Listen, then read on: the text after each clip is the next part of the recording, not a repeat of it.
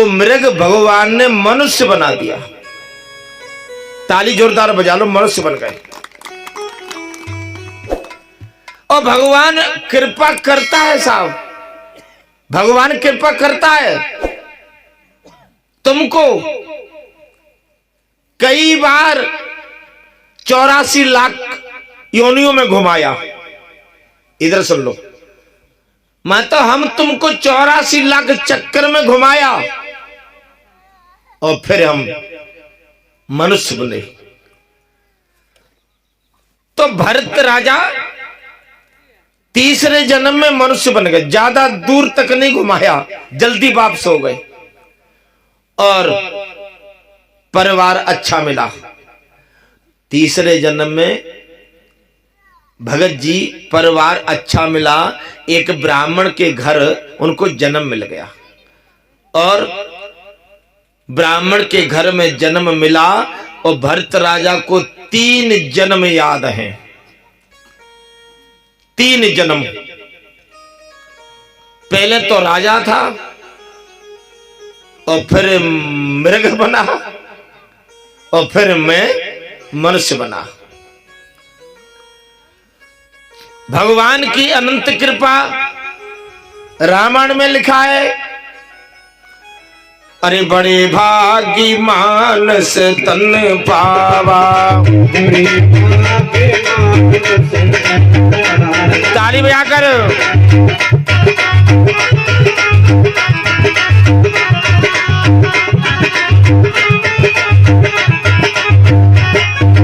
बड़े भागी मानस तन पावा, बड़े भागी मानस तन पावा।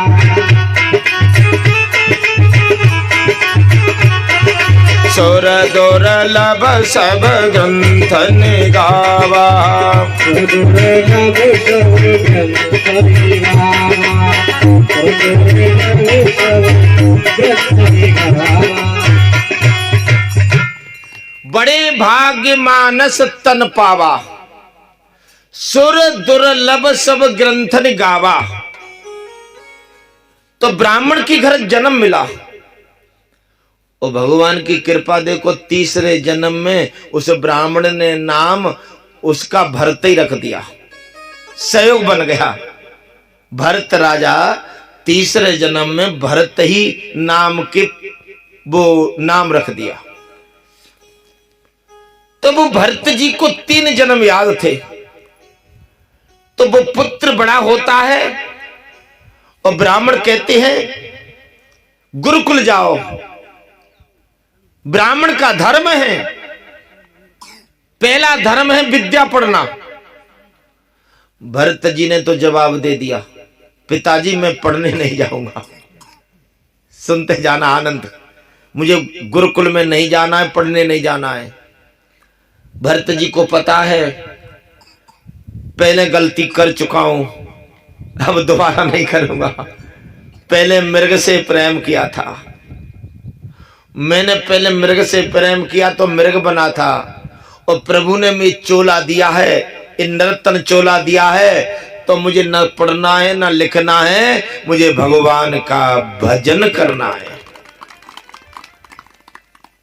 समझ में आ रही कथा बताओ? मुझे भगवान का भजन करना है। तो पुत्र और बड़ा हो गया, ब्राह्मण उदास हो गए कि इस गांव के लोग, मेरे नगर के लोग मेरी कितनी बदनामी करेंगे। एक ब्राह्मण का बालक अनपढ़ है। तो वो पढ़ने नहीं गया और बड़ा हो गया।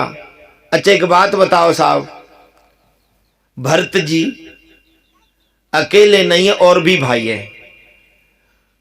तो भरत जी बड़े हो गए तो भरत जी के भाई कहते हैं भरत से, ओ भैया तुम घर में अकेले बैठे रहते हो और काम करने के लिए हम जाते हैं। घर के अंदर 4 भाई रहते हो, 3 भाई काम करवे जावे रोज और 1 भाई घर में बैठा रहे, तो वो 3 भाइयों को बैठने वाला अच्छा लगेगा क्या? अरे बोलो, अच्छा लगेगा? फिर क्या अच्छा लगेगा? माता उसे डांटा, तू अट्टा कट्टा मोटा हो गया, खाता ही खाता है, कुछ काम तो कर। भरत जी बोले भैया काम बता दो, काम तो बता दो। भरत जी के भाई बोले तू अनपढ़ है, तू अनपढ़ है। वो अनपढ़ आदमी कुछ नहीं कर सकता। भरत जी बोले कुछ तो कर सकता है, अनपढ़ कुछ तो कर सकता है। हाँ, अनपढ़ आदमी मात्र खेती कर सकता है। क्या कर सकता है? खेती।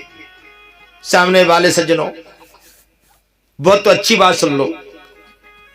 भरत जी को खेत पे लाए भाई और भरत जी को काम सौंपा, भरत जी को काम बताया भाइयों ने। भरत जी के भाई बोले सुन, इस बच्चे को माता बिठा लो, थोड़ा दौड़ नहीं कर पाना। भरत जी के भाई कहते सुन, ये ऊंचे ऊंचे टिब्बा मिट्टी के खड़े हैं, ऊंचे ऊंचे टिब्बा मिट्टी के, और नीची जगह में मिट्टी भरो। हाँ हाँ, इसको समतल करो और हम तुम्हारे लिए रोटी लेने जा रहे हैं। भरत जी के हाथ में वो फावड़ा, फावड़ा कहते हैं, कुछ और कहते हो, हमारी भाषा में कस्सी कहते हैं। कस्सी, कस्सी मानो। हाँ, एक ही बात है। सामने वाले देवता हो, वो फावड़ा था हाथ में। भरत जी बोले मैं इस मिट्टी को गड्ढे में भरूंगा और तुम रोटी लेने जाओ मेरे लिए। इधर ही ध्यान देना थोड़ा। तो भरत जी खेत पर हैं और भरत जी के भाई घर चले गए। अब भरत जी ने दिमाग लगाया कि मेरी बहुत बड़ी लंबी खेती है और इतने टिब्बा हैं सैकड़ों, एक टिब्बा दो टिब्बा नहीं है, कितने सैकड़ों। पूरी जिंदगी यही काम करूं, ये टिब्बाओं की मिट्टी गड्ढा में भरूं, ये पूरी जिंदगी में काम पूरा नहीं होगा। और इसी काम को करने लगा रहा तो भगवान का भजन कब करूंगा? अब दिमाग लगा रही है। अब मैं ऐसा काम करूं, ऐसा काम करूं कि मेरे घर वाले मुझे घर से निकाल दें। समझ आ रही है?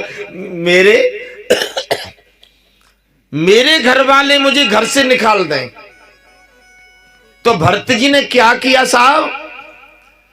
ऊंची मिट्टी गड्ढा में नहीं भरी और नीची गड्ढा में से मिट्टी उठाकर फामड़े से टिब्बा पर ऊंची चढ़ाने लगे। उल्टा उल्टा कर रहे हैं।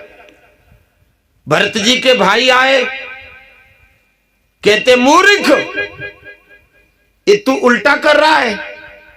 हम बता करके गए ऊंची मिट्टी गड्ढा में भरो और तू गड्ढे की मिट्टी ऊंची चढ़ा रहा है। भरत जी बोले भैया तुमको उल्टा लग रहा है और मुझे सीधा लग रहा है, मुझे सीधा लग रहा है। भरत जी के भाई बोले कैसे लग रहा है तुझे सीधा? ओ भैया सुन लो, अगर कोई ऊंचा उठ गया हो उसे कभी नीचे नहीं गिराना चाहिए। ताली तो बजा लो, उसे कभी नीचे नहीं गिराना चाहिए। और जो नीचे गिरा हुआ हो उसको ऊंचा उठाना चाहिए। मनुष्य अपने कर्म ऊंचे करके मनुष्य को नीचे कर्म नहीं करने चाहिए, और जो नीचे कर्म कर रहा हो उनको छोड़कर ऊंचे कर्म करने चाहिए। भरत जी के भाई बोले सुन तू मूर्ख है, और सुन आज के बाद घर में मत आना, कहीं भी जा, छुट्टी है तेरी। भरत जी बोले काम हो गया, काम हो गया। घर से छुट्टी मिल गई। छुट्टी कैसे मिली? काम करे उल्टे। रूप सिंह छुट्टी लेनी है घर से तो कथा सुन के जाओ, आज छुट्टी मिल जाएगी। तो देखिए भाइयों, घर से छुटकारा जब मिलता है कि घर में उल्टे सीधे काम करें, घर वाले फटका चलो हटो कहीं भी जाओ। अब घर वाले निकाल दिए, घर वालों ने निकाल दिए, चलो कहीं भी जाओ। तो भरत जी चले गए, मौका मिला, भक्ति करने का समय मिल गया, घर की पाबंदी खत्म हो गई, कहीं भी जाओ। तो माता बहनों, भरत जी निकल गए। कोई रोटी देता है तो खा लेते हैं बेचारे, और नहीं कोई देता है तो बस सीताराम राधे श्याम हो रही है। भरत जी का नाम रख दिया जड़ भरत। क्या रखा? जड़ भरत। ये जड़ है, ये मूर्ख है, ये पागल है। सज्जनों, इस संसार में भगवान के भक्तों को लोग मूर्ख कहते हैं, पागल कहते हैं। तो जड़ भरत को संसार के लोगों ने मूर्ख बोला, पागल कहा। 4 दिन हो गए भाइयों, भरत जी को भोजन नहीं मिला, कहीं भी रोटी नहीं मिली। तो भरत जी को जब भूख ज्यादा लगी तो भरत जी आप जैसा कोई किसान था, खेत पर किसान के पास आया। भरत जी कहते, किसान ओ भैया, थोड़ा कोई भोजन रखा हो तो हमें भोजन करा दो, भूख ज्यादा लगी है। किसान ने पूछा, तू काम क्या करता है? तू हट्टा कट्टा मोटा घूम रहा है, तू काम क्या करता है? भरत जी बोले, किसान भैया काम तो कुछ नहीं करता। किसान कहता है, तो काम यहां कर ले और रोटी तुझे हम खिलाएंगे।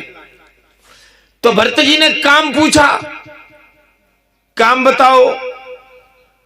किसान कहता है, काम तो कोई खास ज्यादा नहीं है, ये मेरी फसल पकी खड़ी है, बस चिड़िया आती हैं, उनको उड़ाना है। समझ में आई बात? ये चिड़िया, बस चिड़िया नहीं बैठे खेत में, इनको उड़ाते रहना। किसान वो भरत जी बोले, तो कोई बड़ी बात नहीं, उड़ाता रहूंगा। तो वो किसान गए रोटी लेने, भरत जी खेत पर बैठे। श्रोताओं, क्या बताऊं सुंदर बात, वो फसल थी, आकर के चिड़िया बैठ करके खाने लगे। वो चिड़िया खा रही हैं और भरत जी देख रहे हैं। पूरा खेत भर गया पक्षियों से। भरत जी ने दिमाग लगाया, अरे राम राम, मेरा तो एक पेट भरा जाएगा, मेरा तो एक पेट भरा जाएगा, और इस खेत में हजारों सैकड़ों पक्षी पेट भर रहे हैं। एक पेट भरने की खातर इतनी चिड़िया उड़ाऊं, ये तो पाप लगेगा। मुझे रोटी मिले तो ठीक है, और नहीं मिले तो ठीक है, ऐसी नौकरी मुझे नहीं करनी है। तो माता कोई चिड़िया नहीं उड़ाई। भरत जी मगन हो गए, प्रसन्न हो गए और भजन गाने लगे। भक्तों, जब हृदय खुश हो जाता है तो भक्त होते हैं, भगवान का कीर्तन गाते हैं। तो भरत जी गाने लगे और वो चिड़िया खा रही थी और वे भजन गा रहे हैं। एक मिनट बोलेंगे, राम की चिड़ैया राम ही को खेत है, राम की चिड़ैया राम ही को खेत है, राम की चिड़ैया राम ही को खेत है।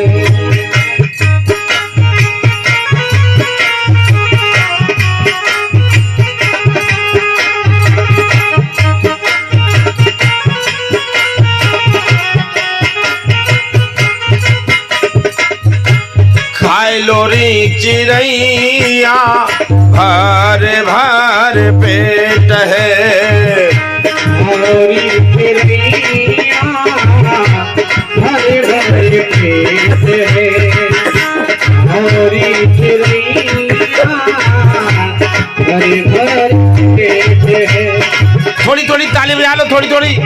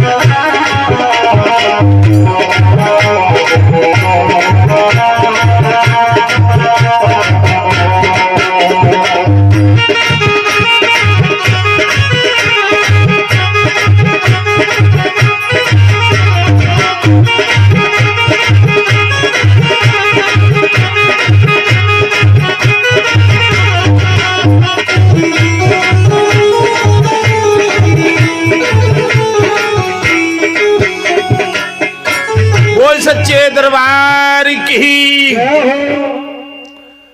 तो किसान आया रोटी लेकर, और भरत जी कहते हैं राम की चिड़ैया राम ही को खेत है, और खाओरी चिड़ैया भरे भरे पेट है।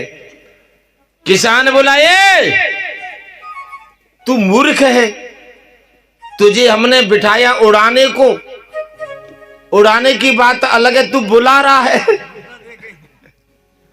बताओ। भरत जी कहते भैया रोटी दो तो ठीक है और नहीं दो तो ठीक है, एक काम मुझे नहीं करना है।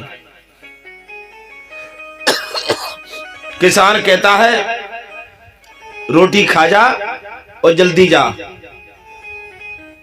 तो रोटी मिल गई और वहां से वो चले गए। तो ये भक्त प्रहलाद चरित्र है, वो भक्त जड़ व्रत का प्रसंग है। तो भक्त जड़ व्रत प्रसंग में भगवान की भक्ति का वास होता है।